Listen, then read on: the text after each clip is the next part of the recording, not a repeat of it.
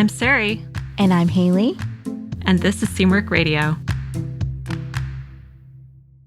Welcome back to Seamwork Radio, where we share practical ideas for building a creative process so you can sew with intention and joy.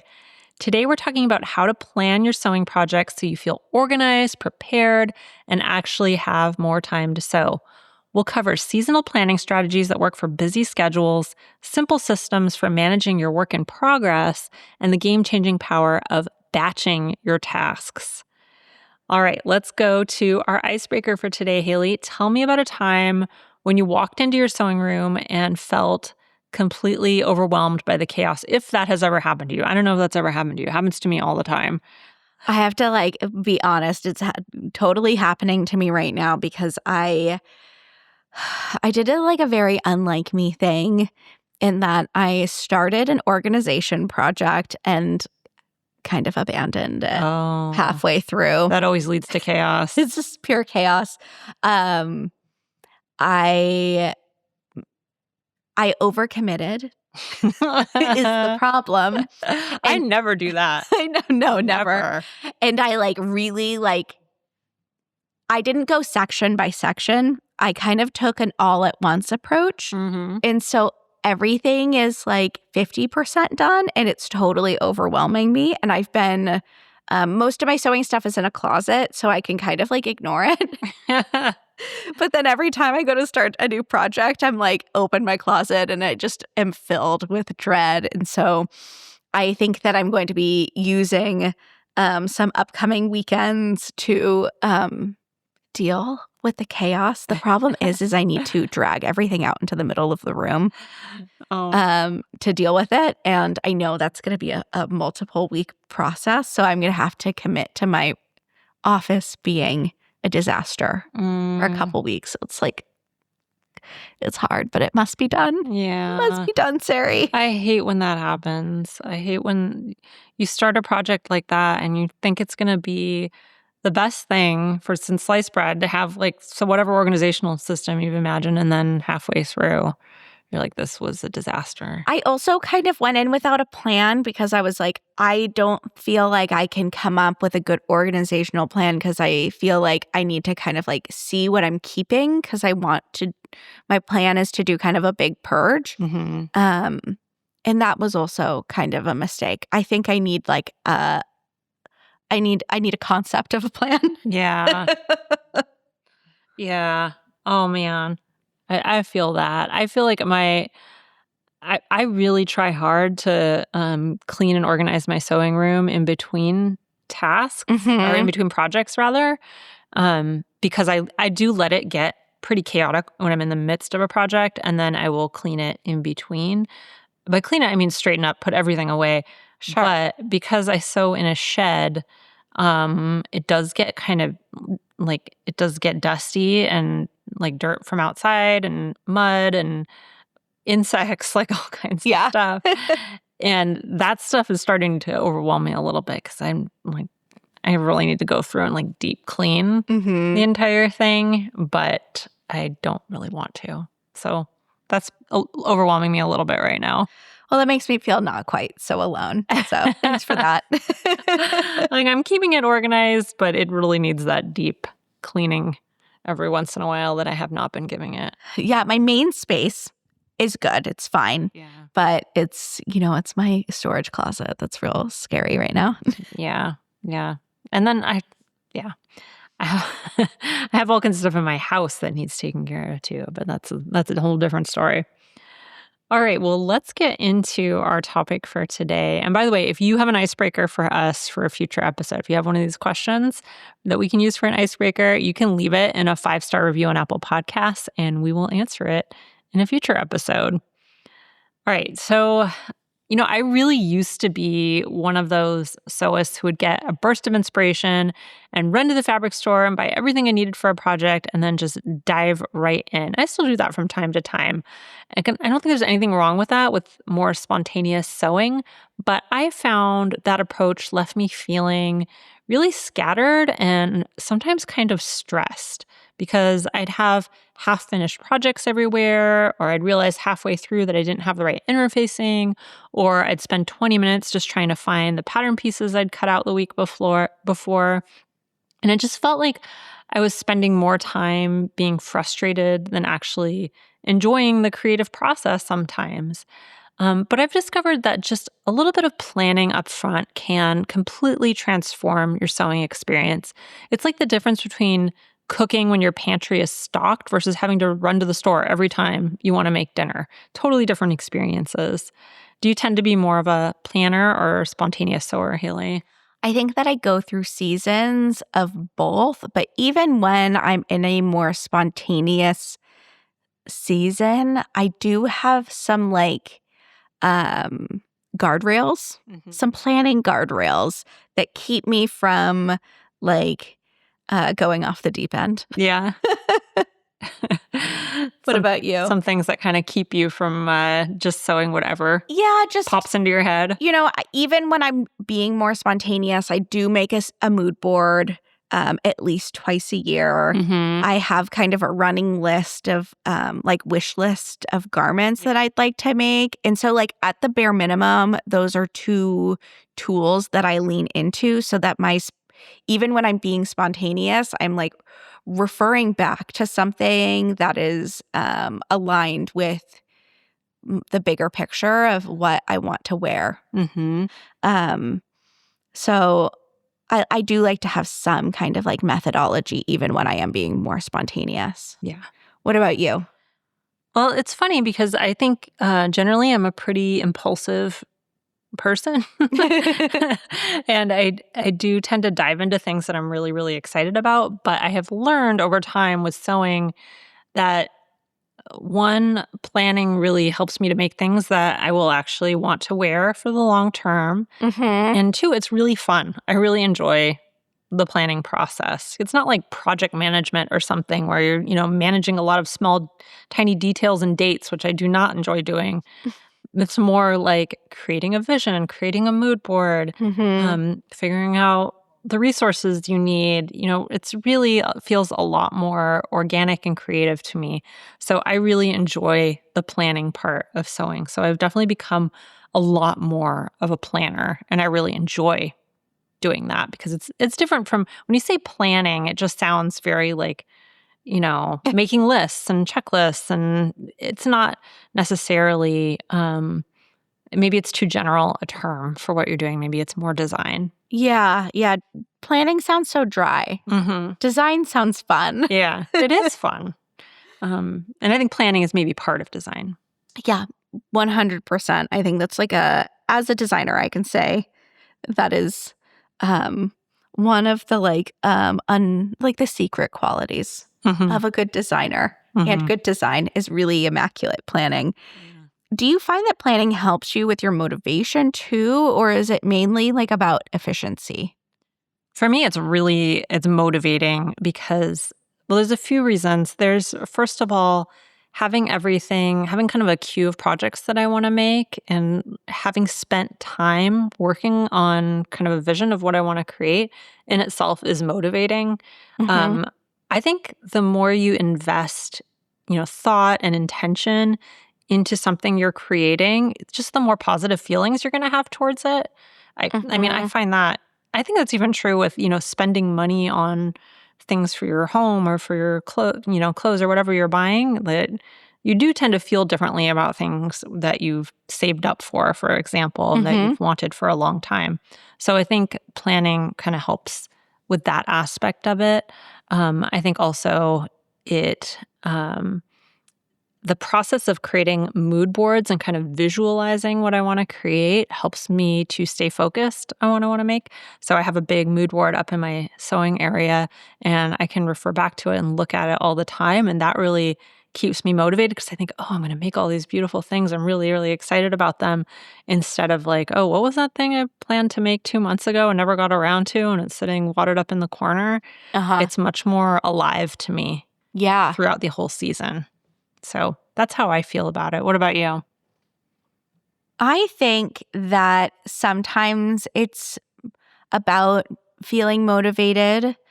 But sometimes it's also about efficiency and using my time efficiently because I don't have oodles of time to spend on my sewing. I'm just in a season of my life that is like not very leisurely. Yeah.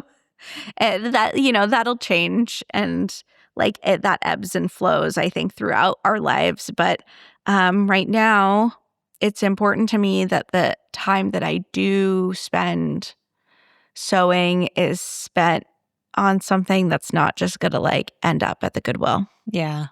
Very true. I will say that I think planning also helps me to be more efficient and make better use of my time Yeah. as well. Like for this season of Design Your Wardrobe, I planned out all my projects and then I actually cut everything all at one time. Not at one day, but I cut everything before sewing it. And that batching really helped me to get more sewing done. And then have little in smaller projects in between. And I ended up sewing quite a bit that way because I had everything planned out. I knew what I needed. I knew what I was going to make.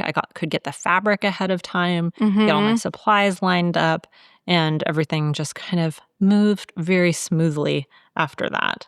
So that'll be in the tips that we talk about today, which let's get into those because we've got some good ones. The first one is to plan seasonally. This is something that I love doing. So at the beginning of each season, I plan out my projects for the next few months using our Design Your Wardrobe process. So you may have seen this. If you're not familiar with the Design Your Wardrobe process, you might have seen it on our YouTube channel, for example. I share there everything I'm making for the season, everything I'm planning to make. And then at the end of the season, I share everything that I actually made so you can see the results of what I had planned. And I just think this is such a fun way to plan out your sewing and really incorporate design into your sewing process. But if a full seasonal plan feels overwhelming to you, you can also adapt it to your needs. You could create a simple mood board just for the season. Even if you don't want to plan every single project you're going to be making, you could create some kind of mood board or vision of even just a direction you want to go, or maybe a few fabrics that you want to sew with. Or you can grab things from your stash, put little swatches up and play with those, or create a little color palette. Or you could start small just by planning 2 to 3 projects at a time. So instead of planning a whole season, you could plan out your next couple of projects and create kind of a smaller sewing queue for yourself. And this just brings more intention and more coherence to what you make. I think there are practical benefits too. I mentioned some of those efficiency things. So it makes it a lot easier to shop for fabric, and it makes it a lot easier to batch tasks together when you have a few things planned out ahead of time. I especially like to batch my cutting. I find that it really, really saves quite a bit of time. And oftentimes, if I'm cutting, I don't mind cutting out a few projects since I'm already kind of in the groove, and that'll save me time later. So I think just planning everything out in advance, whether it's a whole season or even 2 projects instead of just one at a time, can really help with this stuff. So do you look at things seasonally like that, Haley, or do you have like a different time frame that you like to look at? I often work seasonally. Sometimes when I'm a little bit busier and have less time to dedicate to sewing, I'll kind of bundle fall, winter together and spring, summer together. I've done that too. Just because I find that to be a little bit sometimes can be a more efficient use of my time, and it can help me to think about things a little bit more holistically, because realistically, fall and winter is what I wear during those seasons is pretty similar. It's my outerwear that tends to change a little bit more. So sometimes I work that way. But again, I've just really gotten into the practice of adapting every season, how I want to plan and what I have the space for. And I think it's having more like a little bit more intensive planning practices to help me to like realize the bare bones of what I need. Yeah, I think that's true. I think it's kind of part of the process, figuring out what works for you or how you can adapt it at different times of your life Right. to different needs. Yeah, I think that like having like a more, I like having like a fully fleshed out process. I love design your wardrobe for there's times where I have more time to dedicate, but sometimes it's just like a mood board and a post-it list of things, and that works too. Yeah, I think that works really well, actually. And I've done design your wardrobe so many times at this point that I can kind of condense the steps a little bit and make it a little bit less overhead. Yeah. Very easily for those times when that feels right. And then other times, this last season that I did, I really enjoyed creating like a big analog mood board and playing with textures physically. And that's something that to me I get a lot of benefit out of. But there are some times when I'm just too busy to do all of that. And then there are more stripped down versions that I can do. And I think everybody finds their own process and what works for them. Totally. Well, our next tip is to keep a running shopping list. Once you have your projects all planned, make a list of everything that you need. So this is like your fabric, your notions, your interfacing. I keep an ongoing list in my phone's note apps.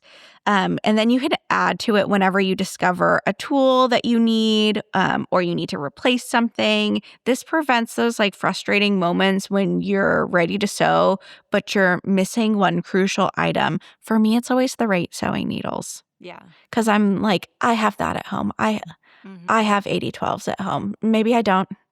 Maybe I don't. And if I don't have a place where I'm writing that down, I will certainly forget. Yeah. It's also great for fabric shopping. You can focus on what you actually need instead of getting distracted by everything that's pretty. Another little trick that I use this when I'm shopping for our photo shoots, is that I take a picture on my phone or a screenshot of the supplies list for every pattern that I'm shopping for, and then I put it in an album on my phone. And then you can have it there for like easy access. Yeah. Of course, you can like look these things up online. Lots of times I'm working with patterns that are not available online yet. And now it's just a practice, and that's what I always do. Yeah. For my pipeline kind of projects. That's really smart. I like that idea. I have a lot of shopping lists on my phone. I have my fabric shopping list. I have ones for different grocery stores. I have like all kinds of shopping lists on my phone so that I can keep adding to them whenever we run out of something. And then I have lists that make no sense, you know. Yeah, I have lots of those. I make a list for something. I'm like, well, what was that? What was I talking about? All right. The next one is stock your sewing pantry with basics. So this goes back to what Haley was just saying, but you want to keep frequently used items on hand. So for me, that's things like knit interfacing, which I use all the time. Wonder tape, also use that all the time, or muslin fabric. So think of it like stocking your kitchen pantry with things like flour and salt and olive oil. These are just basics that let you start projects without a special shopping trip just because you use them so much.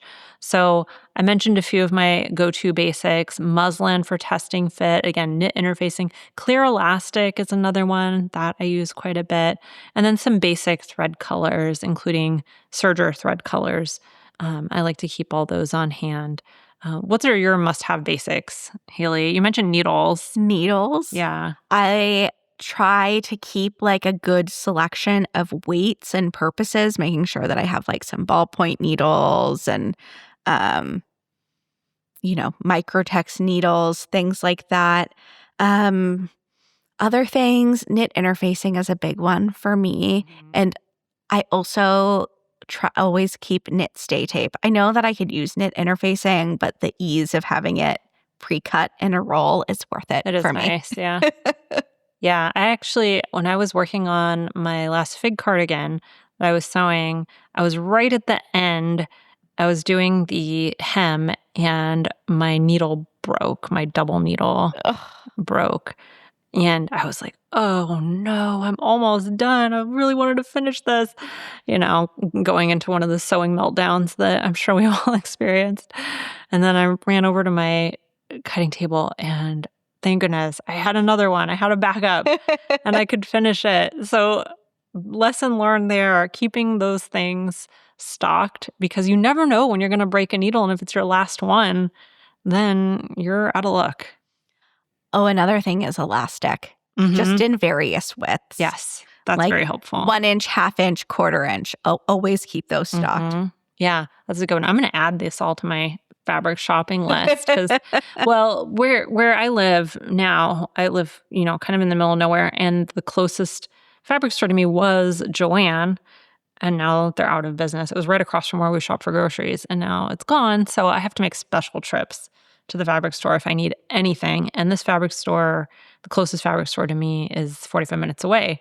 So it's a bit of a schlep. So I really work to make sure that my sewing pantry is stocked just like my food pantry is stocked. I love Wawak for things like that. I do love Wawak, yeah. Sewing pantry essentials. Absolutely. I just placed a big Wawak order and got it like a day later, 2 days later. They are very fast with their shipping. They're very fast. I was just telling Robin and Aretta and I were telling Robin, our lead pattern maker, she was like, where should I get this? And Aretta and I were both like, Wawak. Yeah.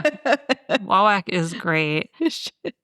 She's tired of us talking about Wawak, I think. Sorry.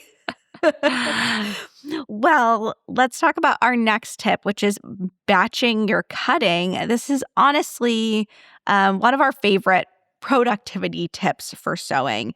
So separating your cutting days from your sewing days can be really great, efficient use of time. On cutting days, you can cut out 1 to 2 projects so that they're ready for later. And then this helps you to kind of like get in the zone faster on sewing days, for me at least, because you don't have like that speed bump of cutting slowing you down. There's less setup and tear down time, and less like task switching, which can like majorly slow you down. It's kind of like meal prep for sewing. A little work up front saves you so much time later on. And this is a technique that we employ here when we're developing patterns. Our sample sewer, Aretta, has typically on Mondays, she comes in and she cuts out pretty much everything that she's going to be working on that week. Yeah. And if Aretta does it, I'm going to do it. If Aretta does it, it's a good idea. It's a good idea. Just like shopping at Wawak. You'd think Wawak was sponsoring this. I know. In our hearts they are. Yeah. All right, the next one is to label your pieces immediately. So as soon as you cut your pieces out, label each one with masking tape and a Sharpie. At least that's what I use. And I didn't always do this for everything. Now I do it for pretty much everything. The pieces I will not label are things like, if it's a sleeve, like I can look at it and see that it's a sleeve. Yeah. I won't necessarily label that. But for most things, I will label each and every pattern piece, because the thing is, it's really, really easy. Even if you're looking at a paper pattern and it doesn't look that way, once you have everything cut out in fabric, it's very easy to get things mixed up, get a front and a back mixed up, to get a piece even turned upside down by accident and not know what the top is and what the bottom is. And this helps with all of that. So what I do is I include the pattern piece letter and then a quick description. So it'll say something like a bodice front, something like that. You could even just write front if you can look at it and see that it's a bodice. And this just makes everything so much easier throughout the entire sewing process and makes it just way, way smoother. It saves a lot of time when you're ready to sew. It also helps you to identify the right side versus the wrong side of the fabric. So right now I'm sewing with a print and it looks almost exactly the same on the right side and the wrong side. But if you look closely, you can see the print is just slightly blurrier on the wrong side. That can be really hard to see when you're in the midst of sewing, and just labeling one side, labeling only the wrong side of the fabric, which is what I usually do, will really help with that. And then you'll just know when you look at it which one's the wrong side, and it makes it much, much easier. I can't tell you how many times this has saved me from sewing something backwards or upside down, or just spending 10 minutes trying to figure it out, getting out my pattern piece again and matching it up and trying I to figure know, out, it's so is this annoying. A or is this B? I don't know. There's so many patterns, like if you're making like a shirt or something that has lots of like small rectangular pieces that are Mhm. slightly different scales, where this is so essential. Or when you're batch cutting things Yes. and there's like weeks between when you've cut and when you sew, Mhm. it can be a real time saver. I've even done this with quilting because I'm working on, I just finished a quilt block, and it was a little bit more complicated than most of the ones I've done before. And the instructions are all color 1, color 2, color 3. Mm-hmm. And it's kind of hard to, I had so many different rectangles in slightly different sizes. Mm-hmm. So just labeling which one was color 1, which one was color 2, and which one was color 3 saved me a ton of time. Ooh, that's clever. Yeah.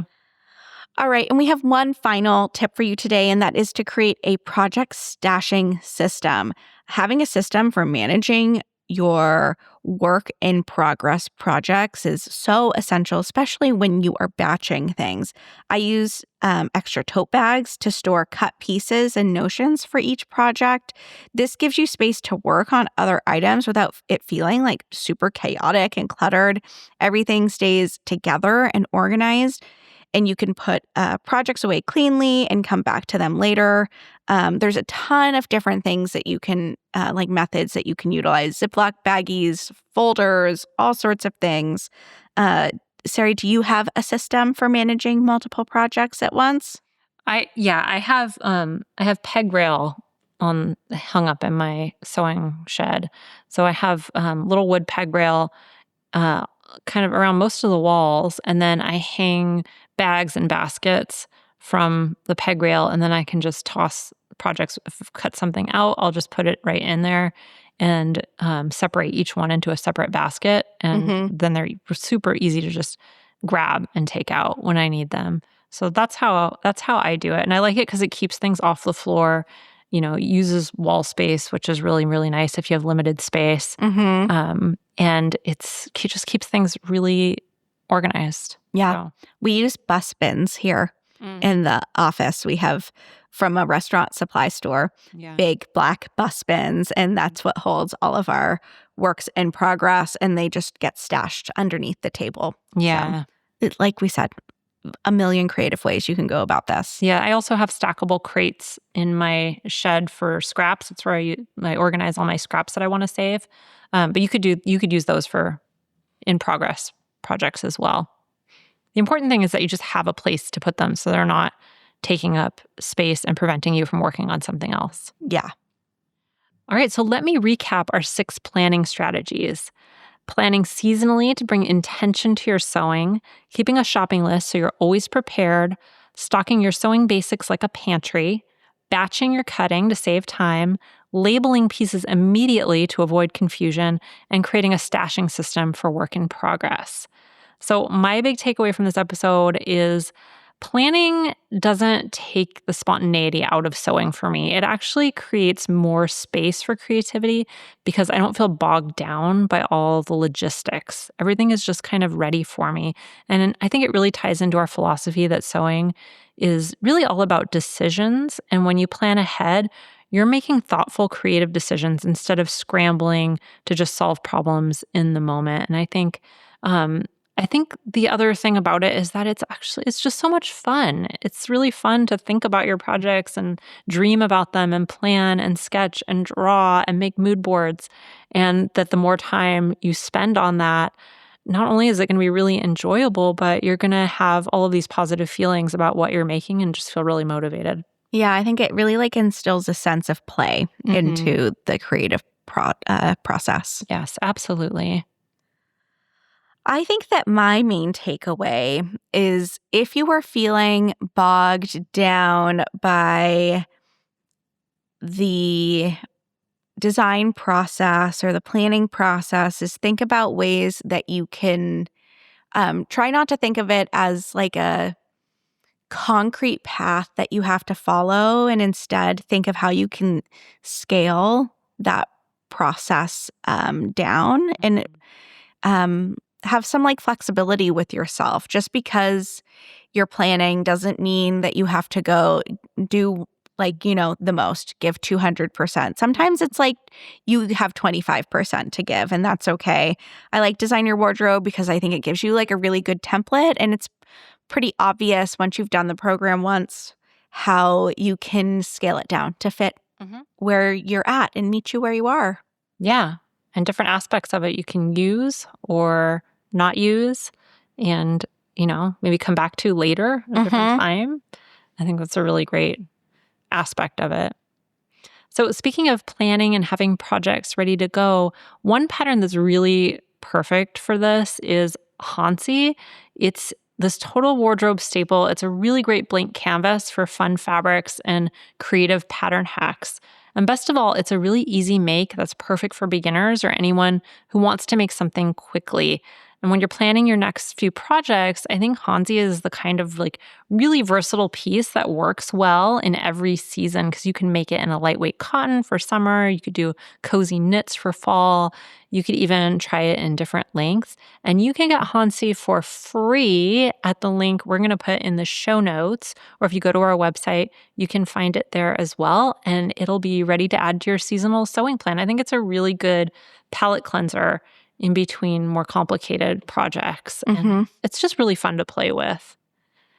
All right. Well, I want to mention one thing before we wrap up, which is we've got the holidays coming up. So Haley and I are going to be taking a little podcast break for the rest of December so we can spend some time with our families and get some rest after this year. So this is kind of like our little break for the year. We close our whole office for the last couple of weeks of December so everybody can spend time with their loved ones. And we'll be away from the podcast during that time. But we'll see you back here in January with all new episodes. Hope you guys have a great holiday season. All right. Well, if you like this episode, please consider leaving us a review. That could be your holiday gift for us if you leave a 5-star review on Apple Podcasts or Spotify or wherever you're listening to this right now. We would super appreciate it. You can also follow us on YouTube at Seamwork Video. You can follow us on Instagram at Seamwork. And if you'd like to become part of the Seamwork community, head over to seamwork.com and you can learn how to join. And that does it for us this week. I'm Sari. And I'm Haley. And this is Seamwork Radio.